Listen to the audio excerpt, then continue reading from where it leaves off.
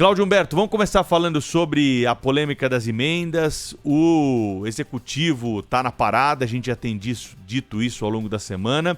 O presidente Lula espera na reunião ministerial de segunda-feira tratar do assunto, e o assunto tem mais a ver com o Judiciário e o Legislativo, justamente porque os ministros do Supremo se fecharam lá, formaram um blocão, viu, Cláudio? Todos contra o Congresso Nacional. Todos, o Supremo e mais o governo Lula, né? O presidente Lula foi quem está por trás disso tudo, porque essa questão das emendas, ao contrário do que muita gente imagina, e até pela como é que eu diria, pela política do governo de desmoralizar, digamos assim, as teses que quer derrotar ou arquivar ou reverter, fica a impressão de que as emendas parlamentares, quando são liberadas, vão para o bolso do deputado, né, do senador. E isso não é verdade, até porque os mecanismos de controle do dinheiro público estão aí presentes, né? É dinheiro que é monitorado e verificado o tempo todo pelo Tribunal de Contas da União, pelo Ministério Público e demais órgãos de controle da União, dos estados e municípios. Portanto, não tem isso. Isso é uma impressão falsa. O deputado e o senador, malandramente, pode direcionar, ele direciona, né? As emendas são isso. Cada deputado, cada senador tem ali uma cota que ele de recursos públicos no orçamento da União, em que ele diz, olha, a minha cota, uma parte vai aí dar a lista com os valores, indica a lista de valores de programas e obras onde aquele dinheiro da emenda parlamentar, da emenda do deputado ou do senador, devem ser aplicados. A questão não é porque aí essa grana, quando é liberada, não é o deputado que vai executar a obra. O dinheiro é transferido para o prefeito ou para o governador, para o município ou para o estado executar a obra ou o programa que vai ser financiado pela emenda. Bom, o fato é que, como eu estava dizendo, essa questão não tem nada a ver com ética, não tem nada a ver com falta de transparência, é tudo conversa mole. Isso é tudo a máquina de propaganda do governo conseguiu espalhar esse tipo de conceito. O que está por trás da emenda parlamentar é poder. É o poder de liberar o dinheiro. Quem paga pode, quem paga manda. É exatamente esse o princípio do presidente Lula. Ele, quando foi presidente as duas primeiras vezes, estava em vigor uma prática, né, pela qual o presidente liberava as emendas quando lhe aprovesse. Ele mantinha, quando ele queria aprovar alguma coisa do seu interesse na Câmara e no Senado, o que é que ele fazia? Ele mantinha, durante um certo período, deputados e senadores a pão e água, sem liberar esse dinheiro das emendas parlamentares. E aí chegava para o deputado ou para o senador, através dos seus líderes ou através do ministro da área, e dizia, olha aqui, ô deputado, tudo bem, se o senhor quiser liberar essa emenda, vamos liberar 20% delas, o senhor precisa votar favorável a essa matéria. Ah, mas não pode, isso é contra minha pregação política, o meu eleitor não vai entender, não sei o quê. Pois mas se não for isso, não tem liberação. E com isso, eles, com muita chantagem, com muita negociação no balcão de negócios do Planalto, o presidente da República e a presidência ia liberando o dinheiro das emendas parlamentares. O que é que os deputados e senadores fizeram de lá para cá? Aprovaram uma sequência de 3 emendas constitucionais que estabelecem, uma após outra e aperfeiçoada pela seguinte, a liberação automática, obrigatória, sem a necessidade de consultar sequer o governo federal. O ministro da área recebe lá a notificação do Poder Legislativo dizendo a emenda do deputado fulano de tal precisa ser liberada imediatamente para o município tal. E aí o governo tem mais que cumprir esse tipo de determinação legal. Então o que é que o presidente Lula decidiu? Vamos acabar com isso, voltar tudo que era antes, adorava aquele balcão, né? Só que ele não tem votos, ele não tem número de deputados e senadores ligados a ele suficientes. Só para você ter uma ideia de como é ruim a situação do Lula no Congresso, na Câmara dos Deputados, por exemplo, ele só tem 100 deputados, 100, contados um a um.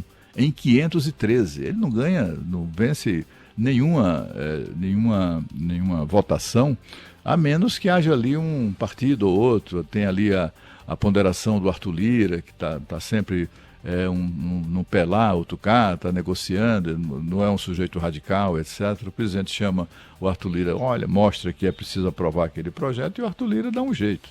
Ele, de fato, lidera a Câmara dos Deputados. Mas, nesse caso aí, não tem conversa. Essa questão de emendas parlamentares essa questão é uma questão de honra, digamos assim, para os deputados e senadores. Como o Lula não tem votos para acabar com essa regra, com essa conquistar na Constituição, o que é que fez? Recorreu mais uma vez aos aliados, ou ao aliado Supremo Tribunal Federal, que virou uma espécie de braço auxiliar do governo, diz, vamos acabar com isso aí. E eles acabaram, e foi por unanimidade. É uma coisa impressionante, exatamente como aconteceu com a desoneração da folha de pagamento. O Congresso Nacional desonerou a folha de pagamento, ou seja, reduziu ou transformou, enfim, reduziu, para entendermos melhor, né? Reduziu o imposto que incide sobre quem paga salário. Veja que estupidez. Vivemos num país em que se cobra imposto por quem assina a carteira de trabalho. Não tem nada mais desestimulante para o emprego do que isso, né? Do que tornar o emprego mais caro. Pois bem, a Câmara e o Senado aprovaram o fim disso, ou pelo menos a suspensão por um bom período, ou a ampliação, né, a prorrogação da suspensão da taxação da folha. E aí o presidente Lula vai e veta o projeto, a lei que foi aprovada. O Congresso, então, derruba o veto e impõe e promulga a lei. A lei começa a vigorar, etc. E o presidente vai lá, medida provisória, para anular a lei. Aí o Congresso devolve a medida provisória. E aí o que ele faz? Recorre ao aliado Supremo Tribunal Federal e simplesmente impõe a sua vontade. O que a gente viu, tem visto também, essa coincidência, entre aspas, no mínimo, desmoralizante, digamos assim, para todos os ritos. Né? Esse negócio de rito no Supremo Tribunal Federal é algo que ficou para trás, né? Mas o rito da distribuição do processo, do caso, isso é que não se esperava que fosse atropelado como tem sido. O ministro Cristiano Zanin, por exemplo, que deu a liminar acabando com a história da taxação da folha de pagamento, a designação dele como relator foi solicitada pela AGU, ou seja, pelo Palácio do Planalto, pela Presidência da República. Indicou o ministro relator, exatamente, um ministro que é ligado ao presidente Lula, foi seu advogado pessoal, etc. Desta vez agora, a mesma coisa. Estranhamente, o caso foi para as mãos do ministro Flávio Dino, que faz tudo, é claro, que o amigo e ex-patrão, ex-chefe Lula manda. E também ele, que foi ministro do governo até há pouco tempo, foi nomeado por Lula para o Supremo Tribunal Federal. O juiz prevento, o que é juiz prevento? É o juiz que toma a decisão sobre determinado assunto e logo na sequência aparece uma outra vertente daquele mesmo assunto, e quando chega ao tribunal não passa por nenhum tipo de sorteio, vai direto para o juiz que já decidiu sobre aquele assunto. É o chamado juiz prevento. O juiz prevento dessa história das emendas era o ministro Alexandre de Moraes, que já tinha tomado decisão recente sobre isso. Aí o que é que aconteceu? Como ele tinha tomado uma decisão que não foi totalmente favorável ao Palácio do Planalto, desta vez agora tiraram dele. Tiraram dele, impressionante. Tiraram a relatoria desse caso dele e entregaram ao ministro da Confiança do presidente Lula. Então o que a gente vê aí são muitas coisas, menos a aprovação de medidas que alteram a questão da liberação das emendas parlamentares por razões éticas ou de transparência ou não sei o que. Não tem nada disso. É uma questão de poder. E o presidente Lula, muito espertamente, já que não tem votos no parlamento, se aliou ao Supremo Tribunal Federal para impor o que bem entender. Pega alguém, pega um partido, o pessoal desta vez foi escolhido como voluntário, digamos assim, e assinou lá a ação que resultou nessa decisão que deixou a Câmara dos Deputados em pé de guerra.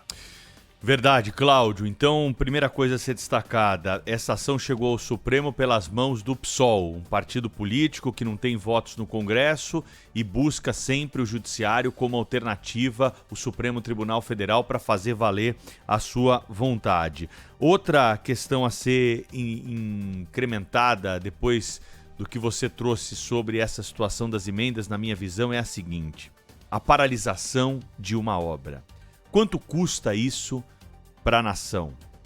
Quanto que nós todos temos de pagar a mais por uma obra que é paralisada, seja lá pelo motivo que for, e nesse caso aqui é por uma crise entre os poderes, por uma questão, como explicou o Cláudio, do governo federal não encontrar uma moeda que possa ser utilizada com muita força no Congresso Nacional. E nós vimos o prejuízo disso para a nação no escândalo do mensalão, quando o governo pagava uma quantia para parlamentares para ter uma base sólida para aprovar os seus projetos. Foi o grande escândalo que nós tivemos nos últimos anos envolvendo o Congresso Nacional com a compra de parlamentares, escândalo revelado pelo Roberto Jefferson, que acabou pagando o preço por conta dessa denúncia, que derrubou ministros da República, como, por exemplo, José Dirceu, que era todo poderoso na época, e que trouxe à baila uma prática de cooptação de parlamentares por parte do governo federal. Mas o ponto interessante desse caso, deixando a história um pouco de lado, é o seguinte: a emenda que está sendo, nesse momento, suspensa é uma emenda que não depende dessa barganha, porque é uma emenda impositiva, ou seja, os parlamentares já têm um montante do orçamento destinado para os projetos que serão enviados para suas bases. Afinal de contas, o deputado, nós temos sempre que lembrar isso, o deputado é o representante daquela região no parlamento. Ele tem que brigar por aquela região para voltar lá e pedir voto. E essa emenda, esse dinheiro que ele consegue para uma ponte, um hospital, uma escola, seja lá o que for a necessidade local, esse dinheiro vai para aquela localidade e ele já está carimbado. E com esse carimbo, o prefeito, o governador, a autoridade que vai receber esse montante já tem um projeto pronto. Já tem, às vezes, a obra iniciada. Precisa daquele recurso para finalizar, para equipar, para dar continuidade àquela política pública. É isso que a gente precisa entender no fim dessa discussão toda que o Cláudio trouxe aqui para nós. O fim disso tudo é um prejuízo para todos nós. Por quê? Porque essa obra vai ficar parada, uma obra parada custa, para retomar essa obra depois ela vai ficar mais cara, ela já não tem mais aquele preço. E aí todo mundo sai perdendo.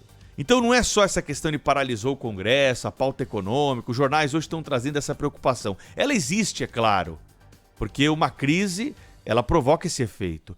Agora, do ponto de vista da suspensão da grana, da emenda, da suspensão do pagamento da emenda impositiva, eu repito aqui, ou seja, não depende de nada. O parlamentar tem esse direito a fazer a destinação de parte do orçamento.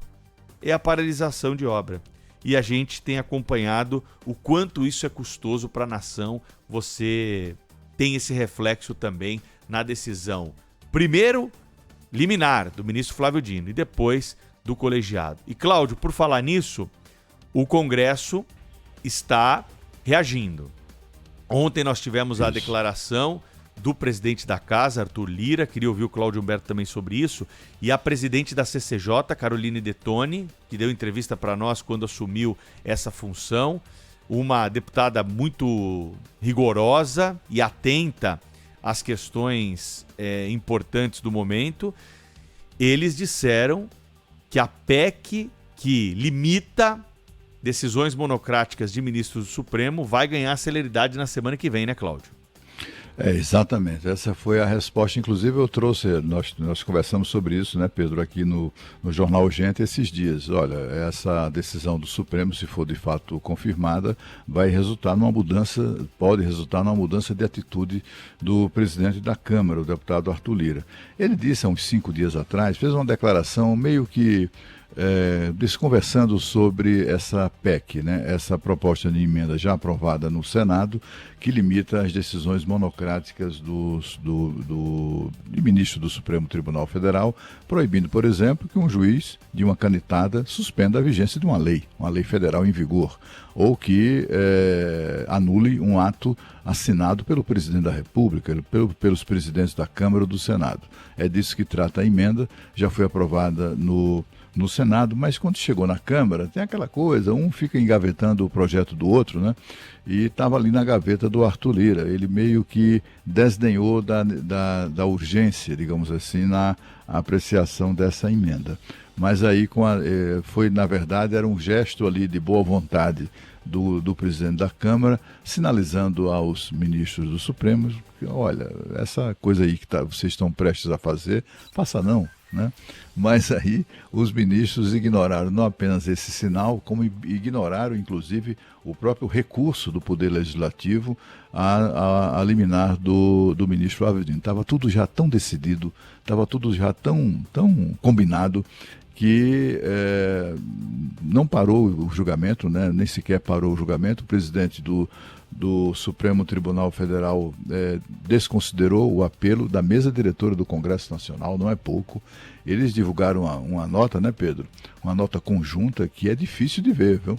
Uma nota assinada pelas mesas diretoras de ambas as casas, não foi apenas pelo presidente do Senado e o presidente da Câmara, mas as mesas diretoras de ambas as casas, com todos os partidos ali representados, quer dizer, a maior parte dos partidos representados, e também dirigentes de vários partidos, todos eles assinaram uma nota contundente falando sobre o risco que representaria uma decisão como essa, uma ingerência, uma interferência indevida e até inconstitucional, cá para nós, né, do Supremo Tribunal Federal em coisas dessa natureza, porque representaria paralisação de obras, suspensão de programas, enfim, uma série de consequências absolutamente trágicas, né, para os municípios, para os estados, sobretudo os mais pobres, etc. E os ministros não estavam nem aí, estava tudo tão combinado, tão acertado para aquela decisão, que foi um dos julgamentos mais rápidos da história.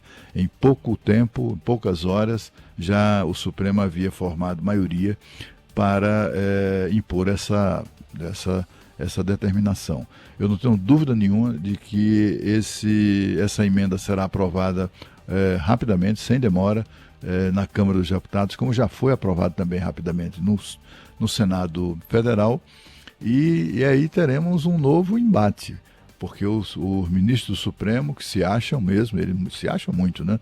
São 11 figuras que nunca foram eleitas para coisa nenhuma, ficam tomando decisão ou decisões de legislador. Isso é o que incomoda muito deputados e senadores, e também, até porque também é algo que desrespeita a Constituição. Isso não está previsto na Constituição.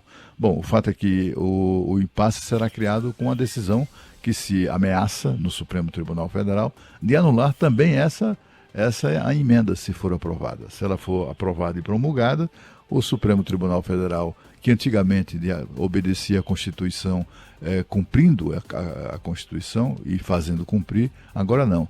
Agora altera o texto constitucional, como aconteceu esta semana nesse caso. Estamos falando de 3 dispositivos constitucionais em vigor há quase 10 anos, que foram simplesmente anulados pelos ministros do Supremo Tribunal Federal. São 8h23 da manhã.